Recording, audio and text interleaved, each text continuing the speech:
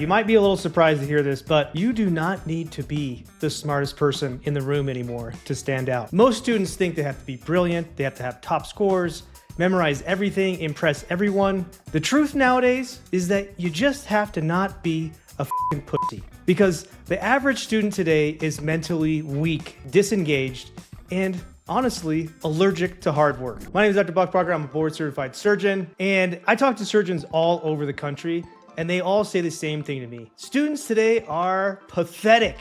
And while that sounds kind of harsh, it's actually a huge opportunity for you. Let me explain. See, nowadays, if you actually give a damn, you can easily outperform your peers. And in this video, I'm gonna give you 7 simple, proven tricks that'll help you stand out, even if you're not the smartest in the room. Okay, let's talk about the harsh reality and why that's your advantage. Most students now are scared of effort.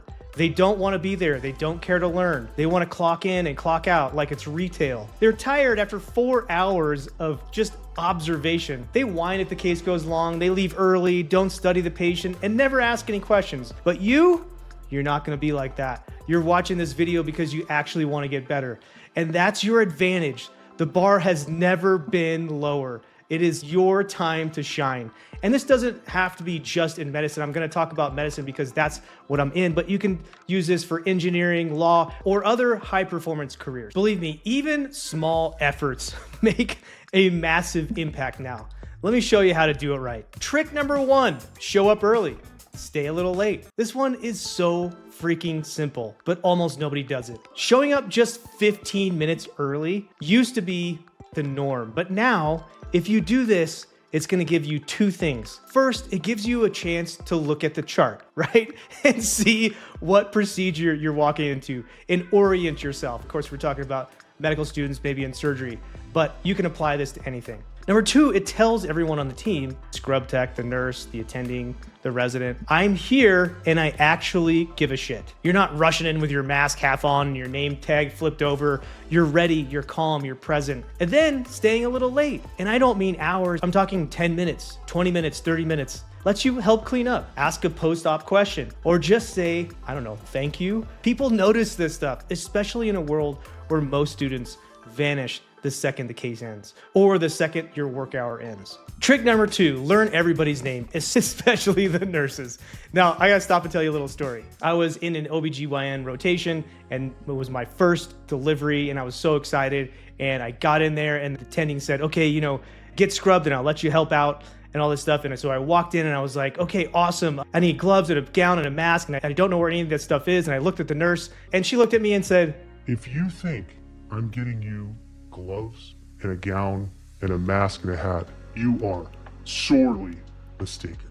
So if you start to learn the names of these wonderful people in and around the operating room in the hospital, they may start to treat you a tad bit different than they treated me. The moment you walk into the OR, you start learning people's names. Hey, I'm so-and-so, and your name is. That tells people that you're excited to be there, you're interested, and you want to learn. Then you could say things like, thanks, Sarah, that was really helpful. I appreciate you. It's not about being fake, it's about being human, right? Surgeons don't actually run the OR. We think we do, of course, but really it's the nurses and the techs. And so when they like you, you get way better teaching and you get a way better experience. So if you're in engineering or law, find those people, those very important people who are the nurses and surgical techs in the OR equivalent to you, and get to know those people and get to know their names and be nice to them and say please and say thank you, and your experience will be a lot better. These people, if you treat them right, they will have your back. But if you don't treat them right, you'll get ignored, or worse, even shut out, right? The average student doesn't even look at the nurses.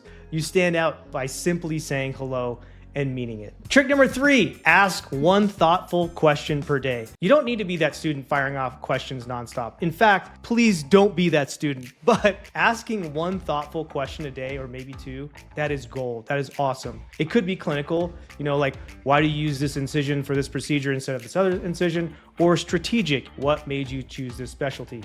Or you could ask human questions like, hey, what do you like to do on your days off? If you could change 1 thing about the world, what would it be? So this shows us a couple things: that you're, number one, actually thinking, because many students are not, and you're aware of what's going on around you. Here's another secret. Most attendings, most residents, most fellows, they want to teach, but they also want to know they're not wasting their fucking time, right? So one question is all it takes to build that bridge. Trick number 4, anticipate, don't interrupt. This is next level, but if you master it, you'll look like you've been in the OR for years. Watch the flow, learn the rhythm, start to predict what's coming next, who's going, who's coming. Get out of the way if someone's headed for you, right? Is the attending asking for a clamp? The resident will probably need suction next. All these things. If you can start to learn the flow of operations, that'll really help you a lot, especially in the beginning and the end, because many times the student, that's all you get to do. You get to help move the patient from one bed to another, off the OR bed onto the regular bed, and maybe wheel them out, talk to the family, things like that. And really, you don't even have to say anything. You just need to move. Like most of the time, you just have to move out of the way. But don't guess. Don't reach in randomly. That's dangerous and annoying. Anticipating isn't about just acting. It's about observing with purpose. Most students wait to be told what to do. So how do you stand out?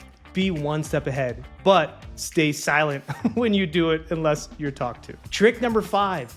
Admit when you don't know what is going on or you don't know the answer to a question. Don't fake it. Here's the fastest way to lose credibility. Pretend you know something that you don't. But here's what earns respect. I'm not sure, but I'll look this up after.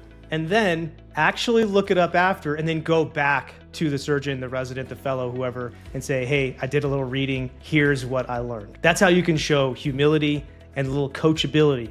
And surgeons love coachable students. You don't need to know everything. You just need to want to get better. And the second you stop trying to look smart and start focusing on learning, people will notice. Trick number 6, use the one-pager trick. Before any case, create a simple one-page prep sheet.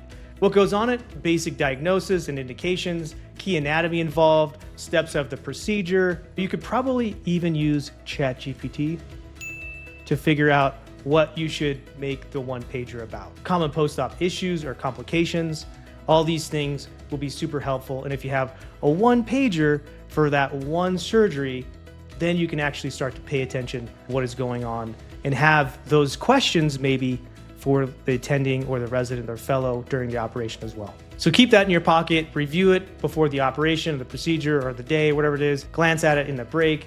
Then when someone asks you a question and you answer confidently, they'll think you're a genius. And the other thing that happens a lot is the surgeons say, do you have any questions for me? And then you can actually have a question for that surgeon, and they'll think you're actually paying attention instead of trying not to fall asleep. You don't need to know everything. You just need to know something relevant at the right moment. That's what makes you stand out. Trick number 7, say thank you and mean it. This is the easiest one to do and almost nobody does it. At the end of the day, turn to someone and say, you know what? Thanks for letting me scrub in. Thanks for helping me with so-and-so. Nurse Sarah, thank you so much for teaching me how to put a Foley in. Whatever the small thing is, I really appreciate you taking the time to explain that to me. This was my first case like that, and it meant a lot to me to be included. Thank you so much. It just takes like 5 seconds, but the emotional memory it creates, that sticks. Most students disappear without saying a word. And when you say thank you genuinely, you remind the team that you're not just a set of scrubs with a stupid stethoscope around your neck. You're a person, and you're grateful, you're professional, you're motivated, and that makes you someone they'll remember. Okay, so that's my 7 tips, but I wanna give you some more in this video because I wanna talk about what most students get wrong. What do? They try to fake it when they don't know what's going on. They pretend they know the answer when we know they don't know the answer. Or they pretend they're too cool to care. They're like, oh, well, I'm not going into surgery. I don't really care about this. I'm just here because my school said I have to be. All that stuff, that drives surgeons absolutely crazy. Another thing that drives people crazy in medicine is when you're waiting to be taught instead of showing initiative. This just seems like you don't really care. You're sitting in the corner. You're waiting for us surgeons or residents or fellows who are super, super busy to actually go out of our way and teach you something. Instead, you should be taking the initiative and saying, what's this? What's that? I have these questions. Can you tell me why you made these decisions or made this incision or how you did this? Because there's so much to do in residency and fellowship and as an attending that you're really, a lot of times you're not thinking about the student. Some residents and fellows and attendees are better than others about this stuff, but if you're just standing there doing nothing, a lot of the times you'll end up doing nothing and not learning anything. So if you want to win, you flip that script, right? Make effort your flex. Make humility your weapon. Go out there and take initiative. And here's the awesome thing. Every time you do something like this, you're building your reputation with that team or with that hospital or whatever it is. People remember that student who was reliable, who paid attention, who took the initiative, who respected the team, who learned everybody's names, and who actually cared. And here's the kicker. Most students around you aren't even your competition. They're your contrast, right? You're not competing with excellence anymore. You're competing with the bare minimum energy. That makes this the best time in history to stand out. So here's the deal. You don't have to be the smartest in the room anymore. You don't have to be the fastest, the slickest, the one with a photographic memory. You just have to do 90% of students refuse to do. Show up early, learn people's names, ask real questions, prepare, be coachable, be respectful, and give a damn. Most of the time, you're not competing against gunners anymore. You're competing against soft, weak-minded people or students doing the bare ass minimum. And that, for you, is the best news ever. So if you want more no bullshit advice like this, you should subscribe to my channel. And comment below which of these 7 tricks are you doing already and which ones are you gonna start doing this week. You don't need to be a genius to win in medicine right now. You just need to not be lazy, not fake, and not entitled. Show up, learn, contribute, and do it consistently. That's how you're gonna dominate. If you found this helpful, hit subscribe, like, share, and I will see you in the next video.